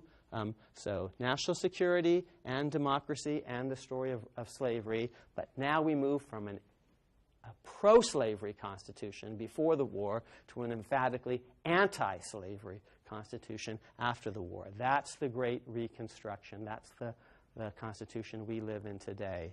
Now, Lady Columbia is a female embodiment, and as I said, she's personified here as white. Many women are not very happy that they're being cut out of this deal.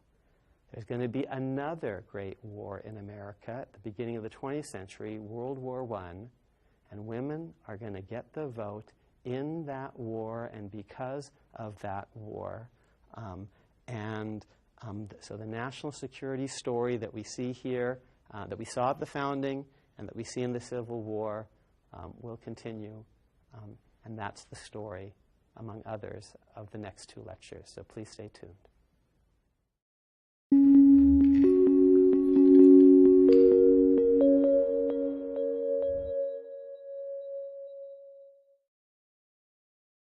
Sequentially and chronologically. So we've been talking a lot about the founding era in the lectures thus far. The lectures going forward are going to carry us forward in time through a Bill of Rights that actually arose in the founding era and a couple of other early amendments, and then a later spurt of amendments after the Civil War, another burst of amendments at the beginning of the 20th century, a final burst of amendments at in the middle and end of the 20th century. So the juncture that we've reached is one in which we're beginning to close the book on the original Constitution and open the book on the world of constitutional amendment. And this seems a good point to remind us of just the larger constitutional project before I start to talk about the early amendments, which we call the Bill of Rights. That phrase, in fact, is not in the Constitution, and I'll tell you a little bit about the origins of this phrase, the Bill of Rights. But before I talk about Amendments 1 to 10, the first set of amendments, which in the Constitution, in the written Constitution, start right after Article 7. Before I do that, let me just stop and pause and say a word or two about this extraordinary intergenerational constitutional project and its world historical achievements and significance. What have the American people over the course of our history actually given to the world? And I think we've given to the world some extraordinary things, and these things are part of a larger intergenerational constitutional project. The project, in some sense, begins even before the Constitution with the achievement of independence, a Declaration of Independence, which, let's remember, actually gave reasons for breaking the ties that had bound the colonists to the mother country. So it was important that Americans actually put down on paper their justification.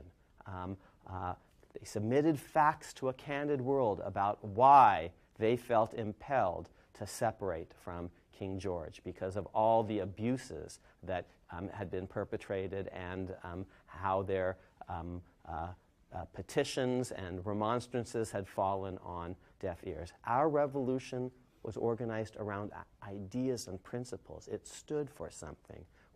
We hold these truths to be self-evident, and certain principles were put forward. Now, those principles weren't always understood expansively.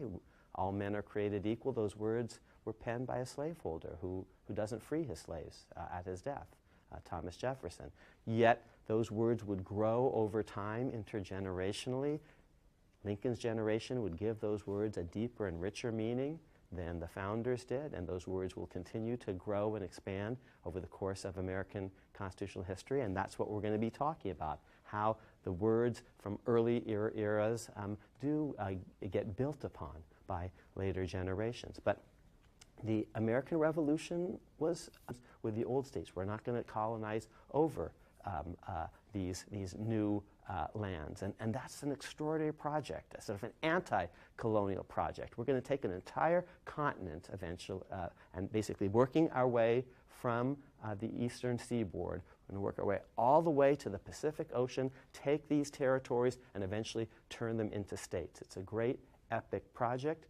It can be criticized. There are losers in this project. The Native Americans are the big losers in this project of manifest destiny and the Monroe Doctrine. But we create, at the end of this, and it's an epic constitutional achievement, and it takes time to do, we create a continental republic of equal states, where no state gets to lord over other states. Lincoln's project, you will recall, is unifying the nation not just north and south, resisting unilateral secession, but east and west through a transcontinental railroad. It's an epic constitutional project. It will succeed in creating a great superpower. The next great constitutional project, ending slavery. Remember, the framers compromised with slavery. They created a house divided. They were lucky, we were just lucky, that this Western territory wasn't all slavery. It could have been. Nothing in the Constitution prevented that. Fortunately, the Indians were defeated in the north, in Ohio, before they were early on, and so lots of settlement occurred actually in the northwest before it occurred in the southwest, and the path of expansion didn't result in all the territories being slave territory, as might have happened. And then, boy, American history would be very different, but it didn't quite happen that way, and but it was still a house divided. It wasn't all slavery, but it wasn't all free, this Western land, and eventually a war will come. We're going to talk about that a lot in later lectures, because slavery in the territories was just sort of left an open question. But the next great constitutional project, and again, remember, we're kind of beginning to carry the story forward in time, so this is a preview of coming attractions. The next great constitutional project will be ending slavery, Lincoln's constitutional project, affirming the equal rights of black Americans, their civil rights, and eventually their political rights, their equal voting rights, preserving liberty not just against the central government, but against the states. That's going to be a great Reconstruction project, and all these promises are made. They're not fully lived out until really later in the 20th and early 21st century, but it's an amazing constitutional example for the world. Imagine how different the world would look if America hadn't ended slavery. And then Hitler comes along with his principles of Aryan supremacy, and he reintroduces slavery onto the continent of Europe. And that might have succeeded had America still been a slaveholding society, or a society committed to the supremacy of one race over another. But America wasn't that by the time Hitler comes along. America is an anti-slavery society by the time Hitler. And some of these state constitutions work fairly well, others less so. And there's a period of democratic experimentation, and then the U.S. Constitution comes along and tries to build on the best practices of the state constitutions. Massachusetts put its constitution to a vote. That was a good idea. We'll do the same. Most states have 3 branches of government. We'll follow that model. Most states have bicameral legislatures, not Pennsylvania. We'll follow that model. Pennsylvania pays its lawmakers. That's a good idea. We'll do the same thing. Pennsylvania and New York provide for a census so that when people move around, the size of and shape of the legislature changes. We should do the same thing. Massachusetts has a strong executive branch. We think that's a good idea. We'll follow its example on that, and New York too, and so on. So the framers are borrowing some of the best practices that have emerged from the state constitutions. And that's the next great step in this epic constitutional project, giving the world an example of a continental democracy voted on up and down a continent by people who had a chance to participate.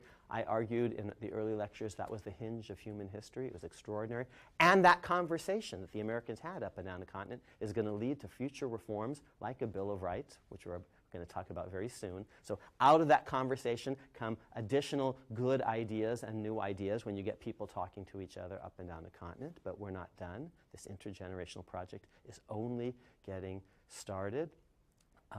It needs to secure this new fledgling nation, its security and geostrategic independence, and this is going to ultimately mean that Louisiana is going to be, that the territory is going to be acquired from France. You kick kind of the old ancien regime, the old monarchies, out of the new world. The most important constitutional decisions in America haven't always been court cases. They've involved presidential actions, like Jefferson acquiring Louisiana. Marbury versus Madison is the same year, 1803, but I don't think it's the most important constitutional decision of all time. It's not even the most important constitutional decision of 1803. It's the Louisiana Purchase. Remember, Marbury versus Madison says courts can strike down acts of Congress that they think are unconstitutional, but courts don't do that very often. That's the only time John Marshall does it. That's the only time actually judicial review actually occurs at the Supreme Court level of vis-a-vis an act of Congress for the entire antebellum period, for the entire period before 1850. And so judicial review is going to become important later on, but Marbury in context isn't so important. It's the Louisiana Purchase, which doubles the size of the United States, and now here's the next big constitutional project, taking all this virgin territory and turning these territories into republican states that will be admitted on equal footing, on equal terms.